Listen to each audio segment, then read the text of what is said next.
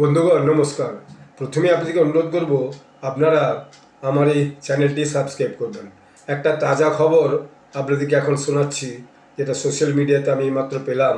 সেটা হচ্ছে ব্যাঙ্গালোর থেকে বেনারস একটা ফ্লাইট আসছিল এবং সেই ফ্লাইটে যে ককপিট, সেই ককপিটের যে লক আছে, সেই লকের যে পাসওয়ার্ড, সেই পাসওয়ার্ড নিয়ে ফ্লাইটের ভিতরে বসে থাকা দুজন, তারা নাকি সেই ককপিটের দরজা খোলার চেষ্টা করছিল।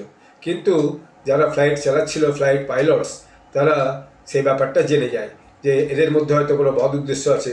তারা কোনোভাবেই ককপিট খোলেনি, সেটা লক করে রেখে দেয়। তাদের মধ্যে কী উদ্দেশ্য ছিল বোঝা যাচ্ছে না। মোট 9জন ছিল, দুজন নাকি এটা চেষ্টা করছিল, বাকি 7জন ভিতরে বসেছিল।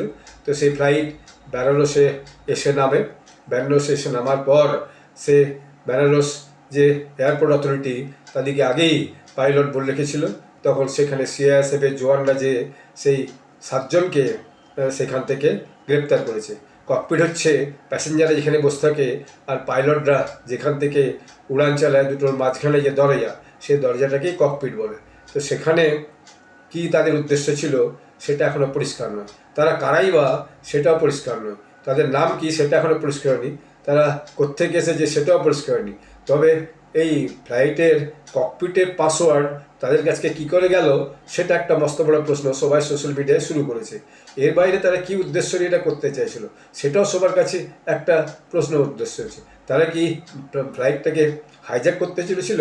তারা কি কোনোভাবে এই ফ্লাইটটাকে অন্য কোথাও নিয়ে যেত? বেনারস প্রধানমন্ত্রী নরেন্দ্র মোদীজির হচ্ছে যে নির্বাচনী ক্ষেত্র, লোকসভা নির্বাচনী ক্ষেত্র, খুব সেন্সিটিভ জায়গা।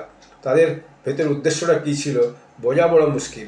সেই জন্য CISF, central industrial security force, যারা এই এয়ারপোর্টের দায়িত্বে থাকে, তারা সঙ্গে সঙ্গে ওই 9জনকে গ্রেপ্তার করে। তাদের ছবিও সোশ্যাল মিডিয়াতে এসে গেছে। 1, 2, 3, 4, 5, 6, 7, 8, 9 করে সবার ছবি এসে গেছে এবং সঙ্গে সঙ্গে তাদেরকে গ্রেপ্তার করে ইউপি পুলিশের হাতে তুলে দেয়। ইউপি পুলিশ সব ব্যাপারটা যাচ করছে এবং তারা এর পিছনে কী রহস্য ছিল সেগুলো তাদেরকে জিজ্ঞাসাবাদ করে জানার চেষ্টা করছে। এটা এই মুহূর্তের সবচেয়ে তাজা খবর।